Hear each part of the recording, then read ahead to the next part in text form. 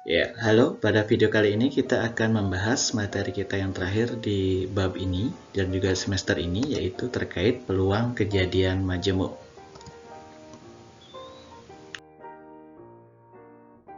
Oke, sebelum kita berbicara peluang kejadian majemuk, mari kita ulang materinya terkait apa itu peluang kejadian.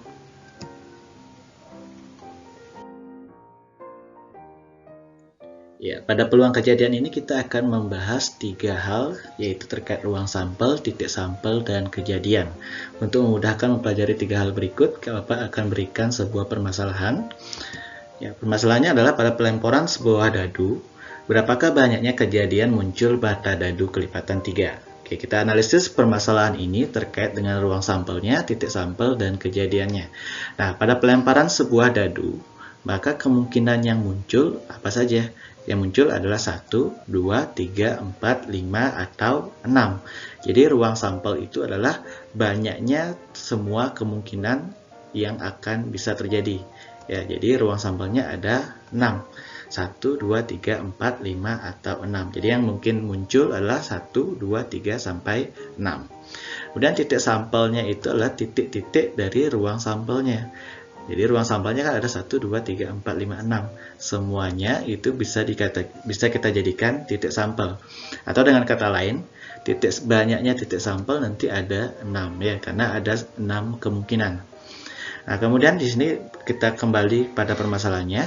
Yang ditanya adalah berapa banyaknya kejadian muncul mata dadu kelipatan 3. Jadi kejadiannya adalah yang ditanya, yaitu muncul mata dadu kelipatan 3.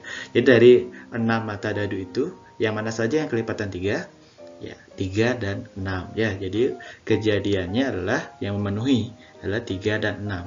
Sehingga banyaknya kejadian nanti ada 2, ya, yaitu 3 dan 6.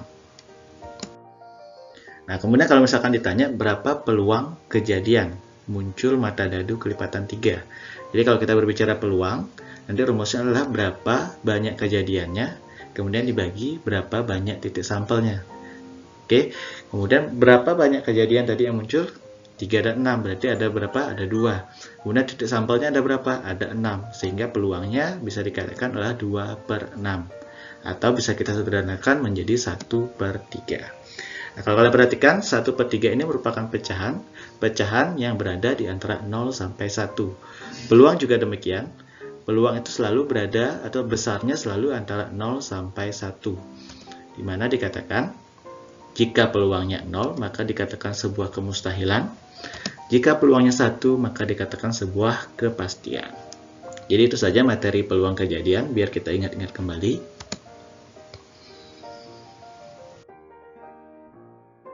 Oke, sekarang kita masuk ke peluang kejadian majemuk, di mana di sini dibagi menjadi 2, yaitu peluang kejadian lepas dan tidak lepas, kemudian peluang kejadian bebas dan tidak bebas. Kita bahas yang pertama.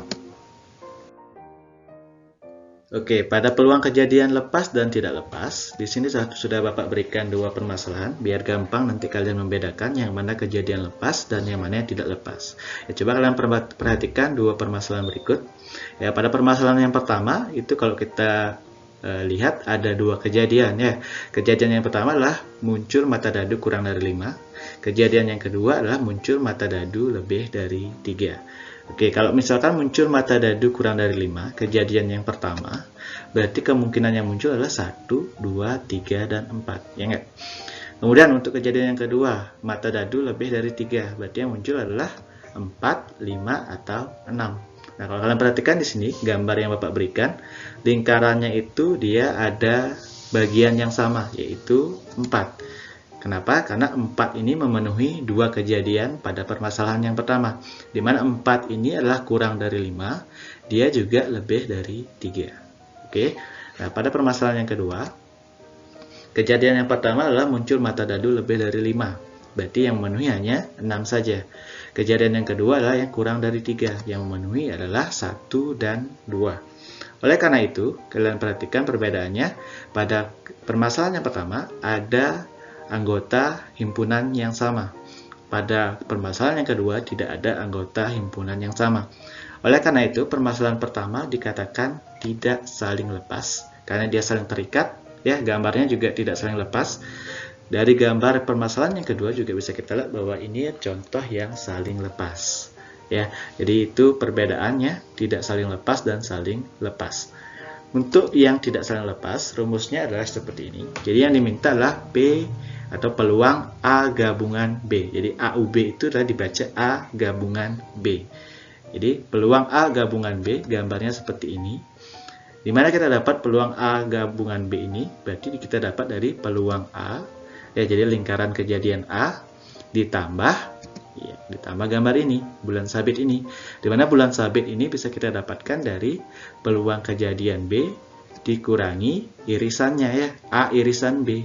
Ini dikurangi didapatkan bulan sabit ini. Jadi nanti rumusnya peluang A gabungan B itu sama dengan peluang A ditambah peluang B dikurangi peluang irisan A irisan B, ya. Jadi itu masuk gambarnya.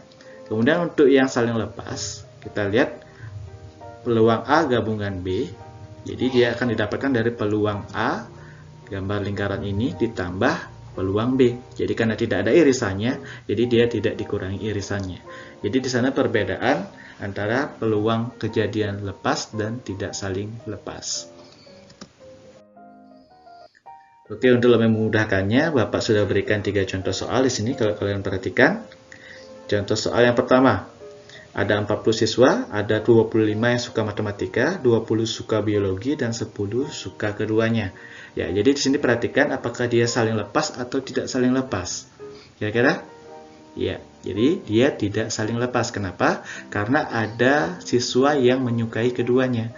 Nanti kalau kalian lihat gambarnya, nanti ada irisannya, ya. Ada 10 siswa yang suka biologi, juga sekaligus suka matematika.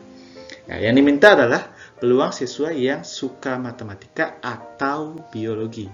Jadi A gabungan B. A-nya itulah suka matematika, B-nya adalah suka biologi. Peluang A, berarti yang suka matematika dibagi ruang sampelnya, ya.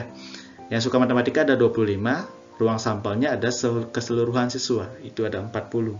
Berarti 25 per 40. Kemudian peluang B yang suka biologi ada berapa? Ada 20, kemudian dibagi ruang sampelnya ada 40. Nah, sekarang yang suka keduanya atau A irisan B, itu ada 10 dibagi 40, ya, ruang sampelnya tetap 40, sehingga AUB atau peluang AUB, A gabungan B, maka peluang A ditambah peluang B dikurangi irisannya. Berarti 25 tambah 20 dikurangi 10 per 40. Didapatkan hasilnya 35 per 40, atau bisa kita sederhanakan menjadi 7 per 8. Jadi ini untuk permasalahan yang pertama, soal yang pertama. Oke, untuk soal yang kedua. Ada 30 kartu, masing-masing diberikan nomor 1 sampai 30. Kemudian yang diminta adalah ada 2 kejadian di sini, yang kelipatan 2 atau bilangan kelipatan 7. Kejadian yang pertama adalah bilangan kelipatan 2, kejadian yang kedua bilangan kelipatan 7. Permasalahannya di sini adalah dia saling lepas atau tidak saling lepas. Biar gampang kalian membedakan, kalian cuma coba pikir, ada nggak bilangan yang memenuhi 2 kejadian ini? Ada nggak bilangan yang kelipatan 2 sekaligus kelipatan 7? Ada nggak? Ada, ya. Jadi karena ada, maka dia dikatakan peluang tidak saling lepas. Kita cacah peluang A yang kelipatan 2 itu ada berapa? Yang genap, ya, 2, 4, 6, 8 sampai 30 itu ada 15. Berarti 15 per 30 karena ruang sampelnya ada 30. Kemudian peluang B yang kelipatan 7. 7, 14, 21 dan 28. Ada 4, berarti 4 per 30. Irisannya yang kelipatan 2 sekaligus kelipatan 7 ada 2, ya, 14 dan 28. Sehingga di sini nanti jadinya 2 per 30. Sama seperti tadi, berarti peluang A gabungan B, kita pakai rumusnya, peluang A ditambah peluang B dikurangi irisannya, didapatkan 17 per 30. Jadi itu untuk soal nomor 2. Oke, soal yang terakhir. Sebuah kantong berisi 8 bola merah, 7 bola putih, dan 5 bola hitam. Yang diminta adalah peluang terambil bola merah atau bola hitam. Nah, di sini saling lepas atau tidak lepas. Ada nggak kejadian yang memenuhi ada nggak anggota yang memenuhi kejadian pertama sekaligus kejadian kedua? Mungkin nggak kalian ngambil satu bola, yang terambil bola merah dan bola hitam, kan udah nggak mungkin ya. Jadi dia peluang kejadian saling lepas ya. Dimana peluang A atau kejadian yang pertama adalah terambil bola merah.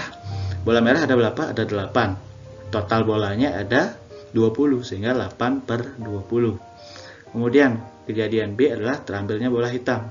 Bola hitamnya ada 5/20. Karena tidak ada irisannya, maka tinggal kita tambahkan A gabungan B, 8 ditambah 5, 13/20 ya. Jadi itu perbedaan peluang kejadian lepas dan tidak lepas. Tadi lepas dan tidak lepas, sekarang peluang kejadian bebas dan tidak bebas. Nah, perbedaannya di sini, coba kalian perhatikan dua permasalahan ini.